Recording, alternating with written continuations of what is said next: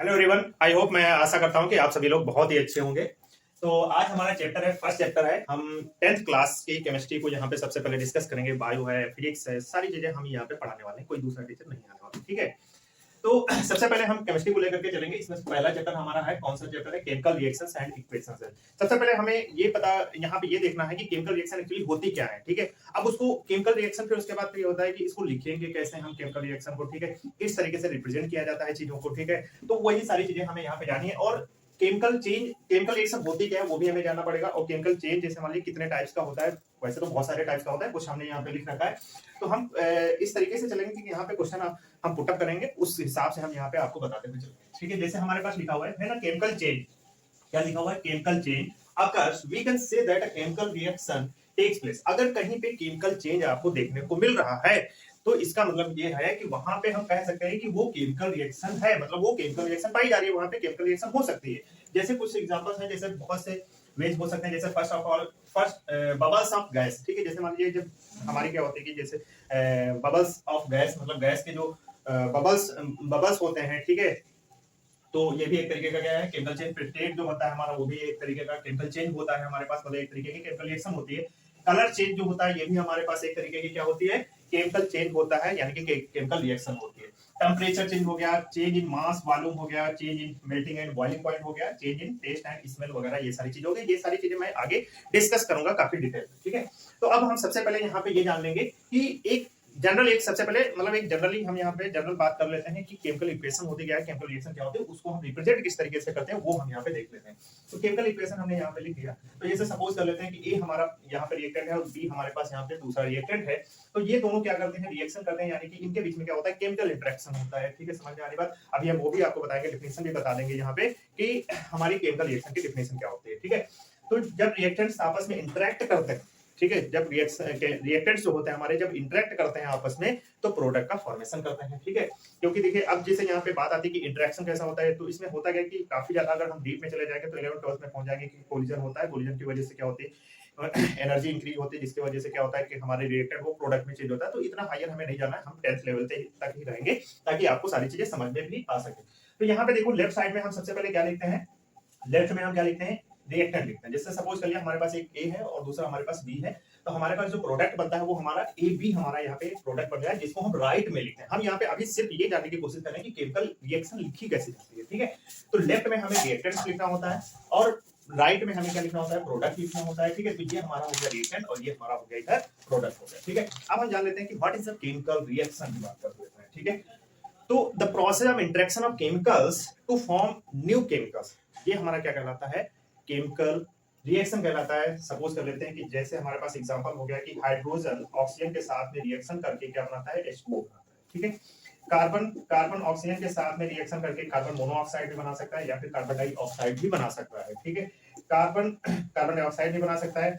ऐसे ही जैसे हमारे पास क्या है, जैसे मीथेन हो गया, मीथेन ऑक्सीजन के साथ में रिएक्शन करके क्या बना सकता है? यहाँ पे कार्बन डाइऑक्साइड भी बना, कार्बन डाइऑक्साइड और प्लस यहाँ पे H2O बना सकता है। तो ये कुछ एग्जांपल्स हो गए हमारे किसी के केमिकल रिएक्शंस के एग्जांपल्स हो गए, ठीक है। अब यहाँ पे रिएक्शन को अगर हम देखें तो यहाँ पे रिएक्शन हमारी बैलेंस नहीं है, ठीक है। हमारी रिएक्शन क्या है? वो बैलेंस नहीं, लेकिन हमें सिर्फ अभी यही समझना है कि यार केमिकल रिएक्शन होती क्या है। तो केमिकल रिएक्शन क्या है कि हाइड्रोजन ऑक्सीजन की रिएक्शन हुई, तो यानी कि इन प्रेजेंस ऑफ एयर की प्रेजेंस में जब ये रिएक्शन होती है तो हमारा वाटर बनता है। कार्बन ऑक्सीजन के साथ में रिएक्शन करके कार्बन मोनोऑक्साइड या फिर कार्बन डाइऑक्साइड का फॉर्मेशन कर सकता है, ठीक है। मीथेन ऑक्सीजन के साथ में रिएक्शन करके कार्बन डाइऑक्साइड या और वाटर बनाता है। तो इस तरीके से रिएक्शन कुछ होती है, फिर यह बनता है। अभी देखिए ये ओपन सिस्टम है एक तरीके का। कैसा सिस्टम है हमारा? ये ओपन सिस्टम है भाई। कैसा सिस्टम है भैया? Open system. ओपन सिस्टम का मतलब क्या होता है? देखिए सिस्टम दो तरह के होते हैं, एक होता है ओपन सिस्टम और एक होता है क्लोज सिस्टम, ठीक है। ओपन सिस्टम वो सिस्टम होता है जिसमें क्या है कि यानी कि ये हम कह सकते हैं कि इन प्रेजेंस ऑफ एयर, क्या बोल सकते हैं? In presence of air. Air का मतलब oxygen, in presence of oxygen. और एक सिस्टम हमारा होता है क्लोज सिस्टम। कैसा सिस्टम होता है? क्लोज्ड सिस्टम होता है। क्लोज सिस्टम का क्या मतलब? क्लोज सिस्टम का मतलब भाई ऑब्वियस सी बात है कि अगर इन प्रेजेंस ऑफ एयर होगा तो दूसरा कौन हो सकता है भाई? दूसरा यही होगा ना, इन एब्सेंस ऑफ, चल रहा है ना, इन एब्सेंस ऑफ एयर, ठीक है। समझ में आ गई बात? इतना तो समझ में आ रहा होगा। तो देखो ये यहाँ पे जो रिबन को हम यहाँ पे मैग्नीशियम रिबन को क्या कर रहे हैं, यहाँ पे एक तरीके से जला रहे हैं, ठीक है, बर्न कर रहे हैं यहाँ पे, ठीक है, बर्नर की सहायता से, तो ये जो बर्न कर रहे हैं तो इन प्रेजेंस ऑफ एयर ये सारी चीजें हो रही हैं, ठीक है। अब देखो ये क्या होता है कि जल करके, तो यहाँ पे हम एक वॉश ग्लास लगा देते हैं जिसमें ये जो इसका जो डस्ट है, मतलब इसका जो राख वगैरह है, ऐश जो इसकी है वो क्या है, वॉश ग्लास में आकर के गिरती है, ठीक है। ये होता किस कलर का, व्हाइट पाउडर होता है, बिल्कुल व्हाइट कलर का होता है, ठीक है। और ये डाइजिलिंग, मतलब डाइजिलिंग कह सकते हो, मतलब एक चमकदार होता है, ठीक है। अब देखिए यहाँ पे हम सबसे पहले वर्ड इक्वेशन बता देते हैं इसकी। वर्ड इक्वेशन क्या होगी इसकी, देखिए अभी तो हम 10th में हैं तो इसलिए इसको थोड़ा सा मतलब बेसिक लेकर के चलेंगे, यहाँ पे बेसिक लेकर के हम यहाँ पे थोड़ा सा चलेंगे कि सबसे पहले आपको हम वर्ड इक्वेशन बताएंगे। तो वर्ड इक्वेशन कैसे लिखी जाएगी वो आप समझ लीजिए। तो सबसे पहले हम क्या लिखेंगे, मैग्नीशियम लिखेंगे यहाँ पे इस तरीके से, मैग्नीशियम हो गया, और प्लस यहाँ पे हम क्या लिखेंगे, ऑक्सीजन लिखेंगे, ऑक्सीजन। अब देखिए यहाँ पे क्या हो रहा है, बर्न हो रहा है।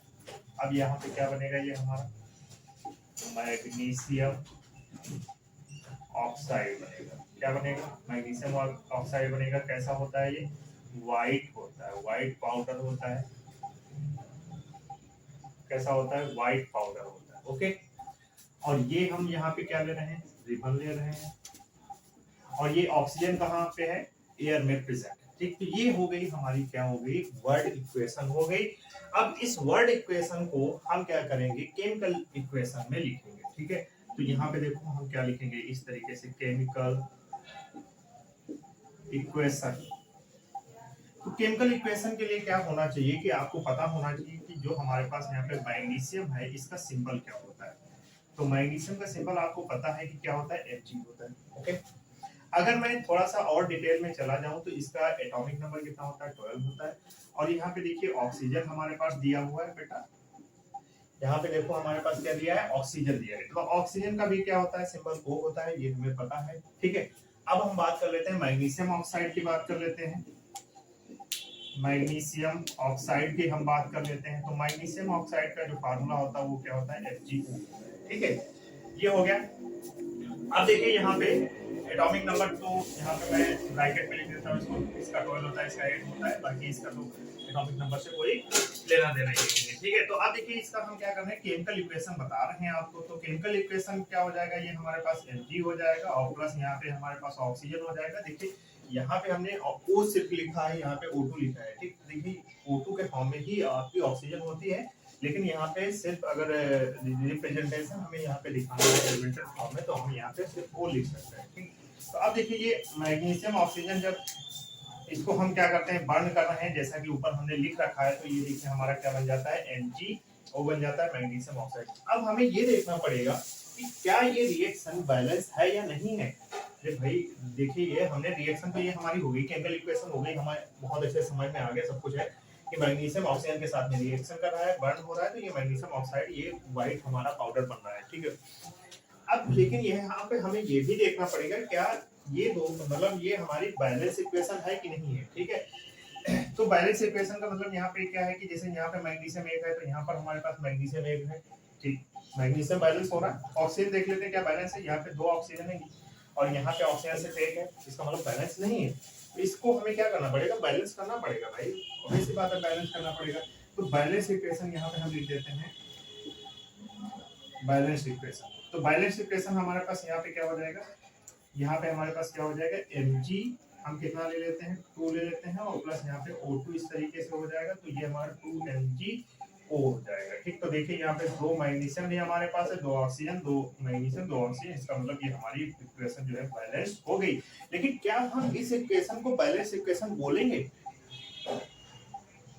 किस आधार पे हम बोल रहे हैं कि ये बैलेंस इक्वेशन, किस मतलब बेस पे, हमें किस बेसिस पे हम इसको बोल रहे हैं कि ये बैलेंस इक्वेशन है। क्वेश्चन भी ये अराइव करना पड़ेगा, बिल्कुल करना पड़ेगा। देखिए बैलेंस इक्वेशन वो इक्वेशन होती है जिसमें मास ऑफ रिएक्टेंट्स इक्वल होना चाहिए मास ऑफ प्रोडक्ट, ये आपका होना चाहिए। ये जो हमने लिखा है, इस पॉइंट को बहुत ध्यान से देखना है आपको, mass of reactants equal to mass of product.